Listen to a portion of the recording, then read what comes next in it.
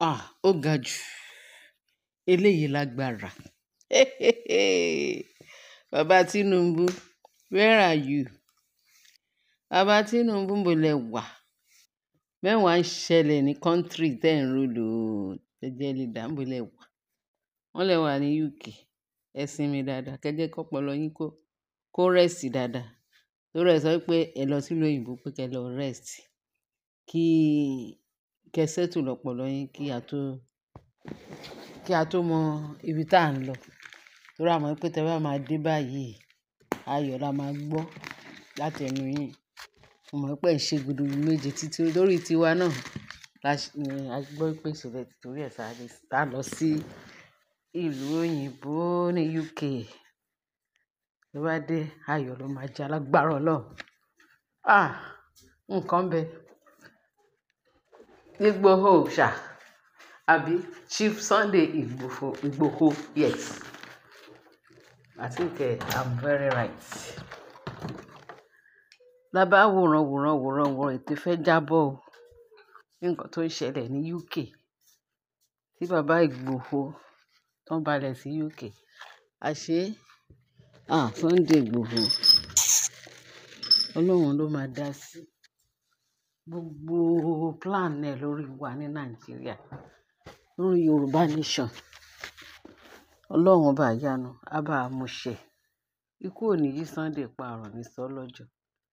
Ó máa ṣe é ṣe fún. Agbára Kristi Ọlọ́run á fún ṣe. Àfi tó bá jẹ́ pé ó kàn ń ronú.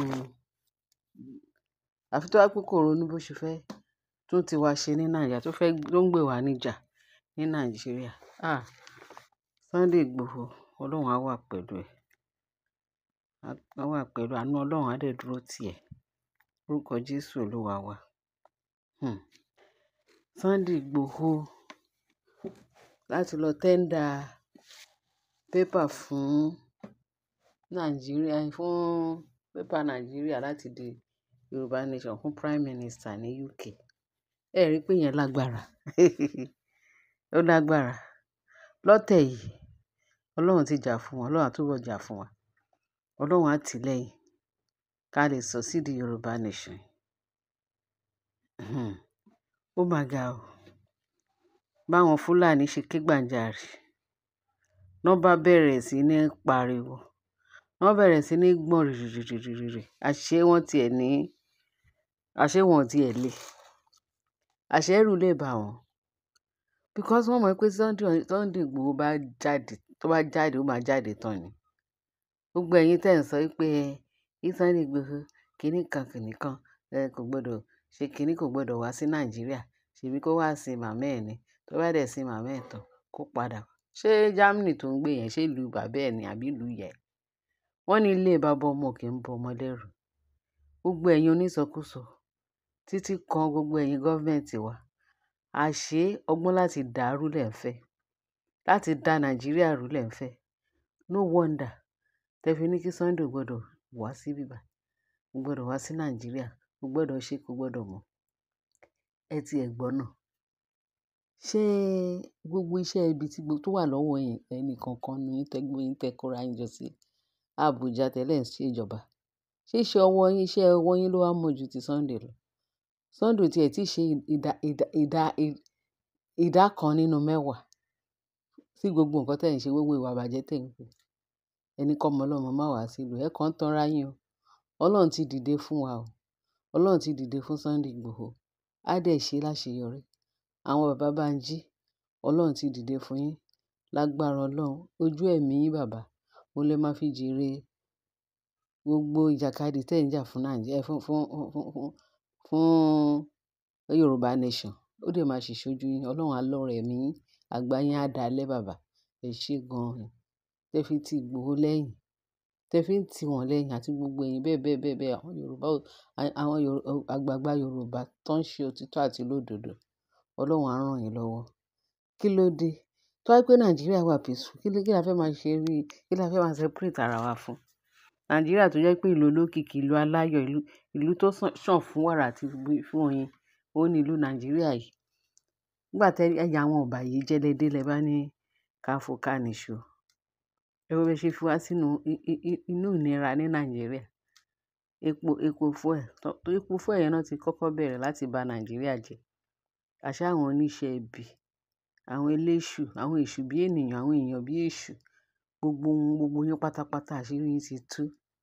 Ẹ ní rí bá ti ṣe, ẹ ní rọ́nà gbígbà.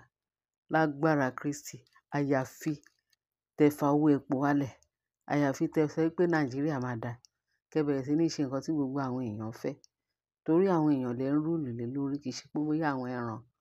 Àwa náà la sọ pé àwa ní Nàìjíríà, àwa yìí kan náà ní gọ́ọ̀mẹ̀ntì. Nǹkan tá a bá fẹ́ ló yẹ kí, nǹkan tó Ọlọ́run fẹ́ fún wa, òun náà ló yẹ kí gbogbo àwọn èèyàn wa kan fọwọ́ sí.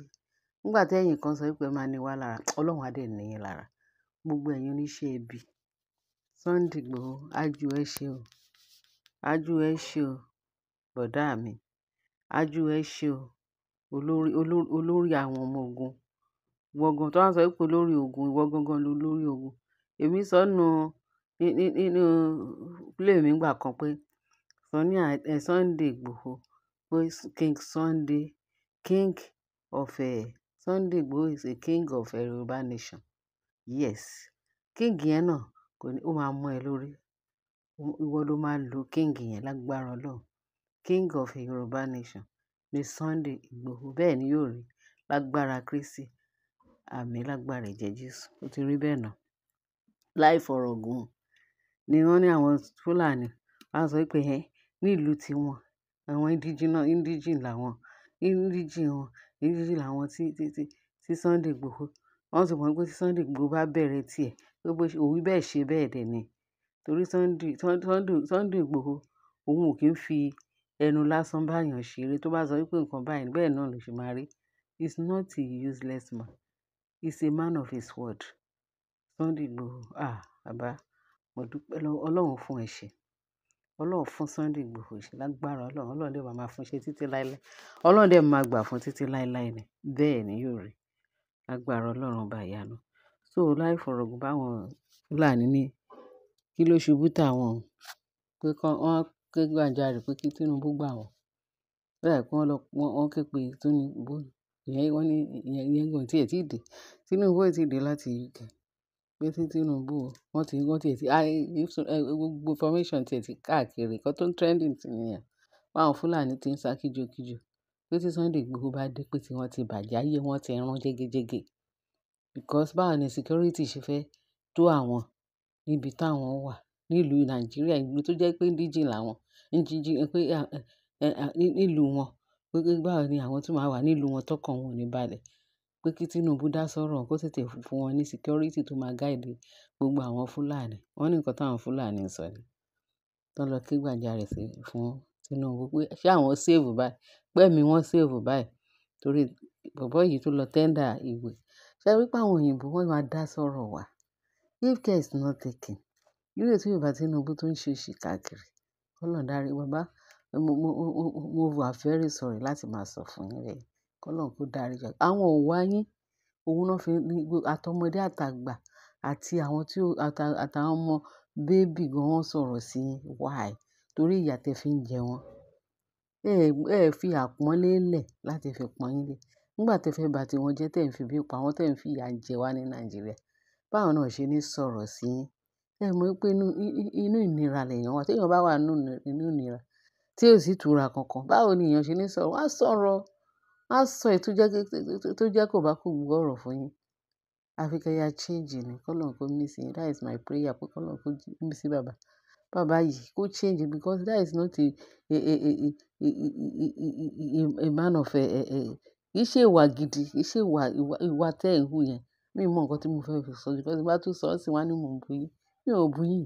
Ẹ change, ẹ ṣe normal. Bàbá ẹ do needful. Ẹ do needful fún wa ní Nàìjíríà. Kí gbogbo ẹ lè tú ìgbà kó tún ṣe.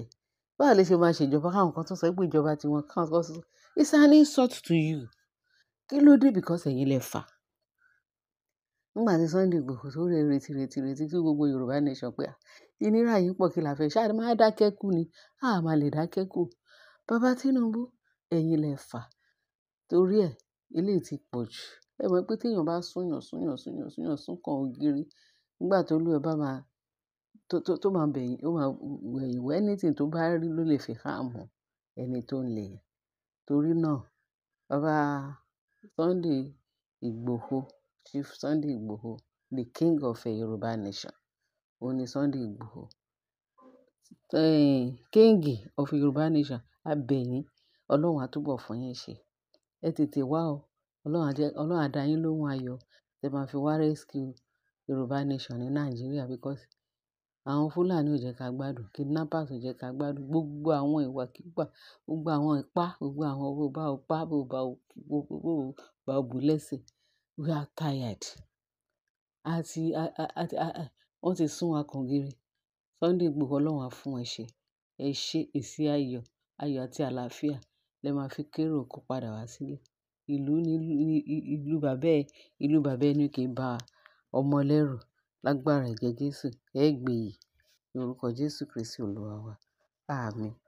King Sunday Igboho of Yoruba land. I hear you. Ẹ̀yin èèyàn wa, thank you very much. Ẹ ṣé gan. Kẹ́ bá wa subscribe, kẹ́ bá wa pín, kẹ́ bá wa share, kẹ́ bá wa post ẹ̀ sí everywhere kan gbọ́. Kẹ́ dẹ̀ bá wa fi ìtókù sínú comment section. Ọlọ́run á fún wa ṣe.